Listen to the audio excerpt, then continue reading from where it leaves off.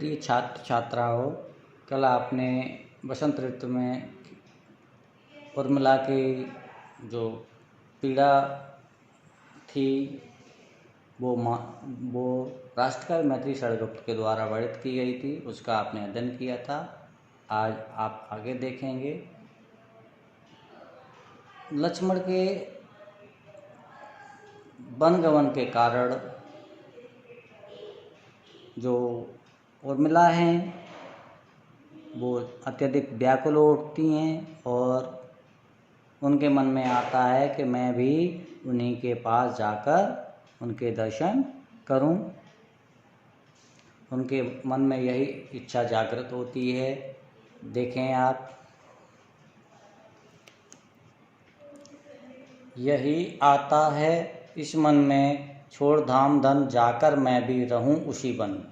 उर्मिला के मन में ये इच्छा जागृत होती है मन में कि छोड़ धाम धन, ये धन दौलत वैभव ऐश्वर्य यानी राजपाट को छोड़कर मैं भी उसी वन में जाकर रहूं जहां मेरे प्रीतम या लक्ष्मण तपस्या कर रहे हैं। प्रिय के व्रत में विघ्न न डालूं, रहूं निकट भी दूर। मेरे मन में ये आता है कि मैं अपने प्रीतम लक्ष्मण के जो तपस्या है उसमें विघ्न न डालूं और उनके निकट रहते हुए भी उनसे दूर रहूं। व्यथा रहे पर साथ साथ ही समाधान भरपूर। मेरी पीड़ा व्यथा यथावत बनी रहे पर साथ साथ ही उसका भरपूर समाधान भी हो। हर्ष डूबा हो रोदन में, यही आता है इस मन में। उर्मिला कहती हैं कि मेरे मन में यही आता है कि मैं उनके दर्शन पाकर आनंदित होती रहूं, लेकिन साक्षात न मिल पाने के कारण मैं विलाप भी करती रहूं। आगे उर्मिला ने कहा है, बीच बीच में उन्हें देख लूं मैं झुरमुट की ओट, जब वे निकल जाएं तब लेटूं उसी धूल में लोट।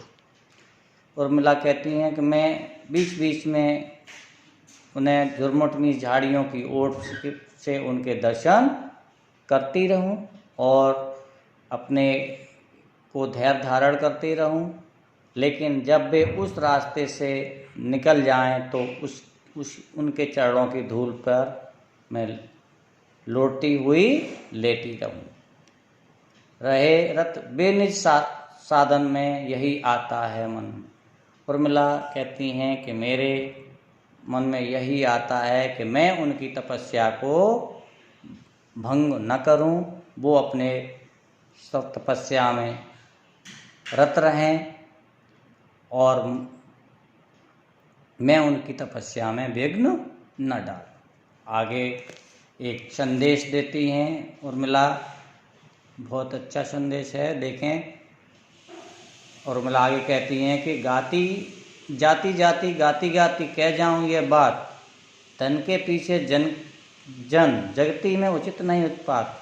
उर्मिला आगे मन में कहती हैं कि मैं जाते जाते गाते गाते यह बात कह जाऊं, यह संदेश देती जाऊं कि हे जन, हे मनुष्यों, धन के पीछे यानी धन ऐश्वर्य के पीछे जगती में संसार में उचित नहीं उत्पात, यानी इस संसार में धन ऐश्वर्य संपत्ति के पीछे उत्पात करना उचित नहीं है।